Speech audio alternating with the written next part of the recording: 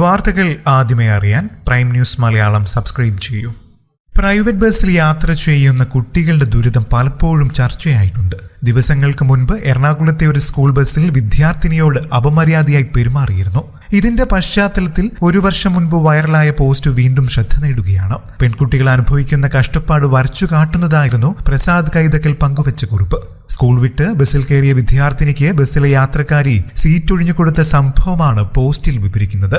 Concession യാത്രയിൽ സഞ്ചരിക്കുന്ന കുട്ടികളോട് പലപ്പോഴും മോശമായാണ് പ്രൈവറ്റ് ബസ് കണ്ടക്ടർമാരുടെ പെരുമാറ്റം. കുറ്റിയാടിയിൽ നിന്നും കോഴിക്കോട്ടേക്ക് പോകുന്ന ബസ്സിലെ അനുഭവമാണ് പ്രസാദ് പങ്കുവച്ചത്.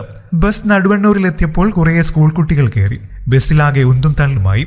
പുറത്തിട്ടിരുന്ന ബാഗ് ഊരിയെടുത്ത് ഒറ്റക്കൈയിൽ തൂക്കിപ്പിടിച്ച് മുകളിലുള്ള കമ്പിയിൽ തൂങ്ങിപ്പിടിക്കാൻ എത്താത്തത് മൂലം മറ്റേ കൈകൊണ്ട് ഏതെങ്കിലും സീറ്റിൽ പിടിച്ചുറപ്പിച്ച് സുരക്ഷിതരാകാനുള്ള വെപ്രാളത്തിലാണ് ഓരോ കുട്ടിയും. ഇതിനിടയിൽ ഒരു പെൺകുട്ടിക്ക് ഇരിക്കാൻ വേണ്ടി ഒരു സ്ത്രീ എഴുന്നേറ്റ് കൊടുത്തു. വേണ്ടെന്ന് പറഞ്ഞിട്ടും ആ സ്ത്രീ കുട്ടിയെ നിർബന്ധിച്ച് സീറ്റിലിരുത്തി. എന്നാൽ ഇത് കണ്ട കണ്ടക്ടറുടെ പ്രതികരണം ഇങ്ങനെയായിരുന്നു: 1 രൂപയും കൊടുത്ത് സീറ്റിൽ നിന്ന് യാത്ര ചെയ്യുന്നു, എഴുന്നേൽക്കടി. ഇതാണ് ഇവറ്റകളെ കേറ്റണ്ട എന്ന് പറയുന്നത്. അഹങ്കാരികൾ. പിന്നെയും അയാൾ വായിൽ തോന്നിയതൊക്കെയും വിളിച്ചു പറഞ്ഞു.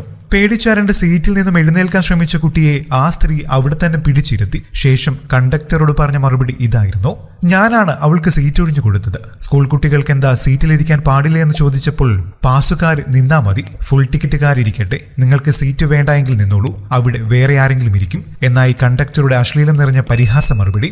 എന്നാൽ അവൾ അവിടെ തന്നെ ഇരിക്കുമെന്ന് യുവതിയും മറുപടി പറഞ്ഞു. പിന്നെ യുവതി പറഞ്ഞ ഓരോ വാക്കുകളും ബസ്സിനെ ആകെ നിശബ്ദമാക്കുന്നതായിരുന്നു.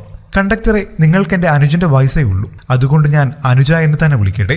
അതിരാവിലെ വേണ്ടത്ര പ്രാതൽ പോലും കഴിക്കാതെ ട്യൂഷൻ ക്ലാസ്സിലേക്ക് വീട്ടിൽ നിന്നും ഓടി തുടങ്ങിയവരായിരിക്കും ഇവർ. ഇവരുടെ മുഖത്ത് നിന്നും അറിയാനില്ലേ ആ ക്ഷീണം? അനുജൻ മെൻസസ് എന്ന് കേട്ടിട്ടുണ്ടോ? മാസമുറ. ചോദ്യം കേട്ട ആൺകുട്ടികളിൽ ചിലർ ചിരിച്ചു, മറ്റുള്ളവർ സ്തബ്ധരായി. കണ്ടക്ടർ ഒന്നും മിണ്ടുന്നില്ല. എന്നാൽ അങ്ങനെ ഒന്നുണ്ട്.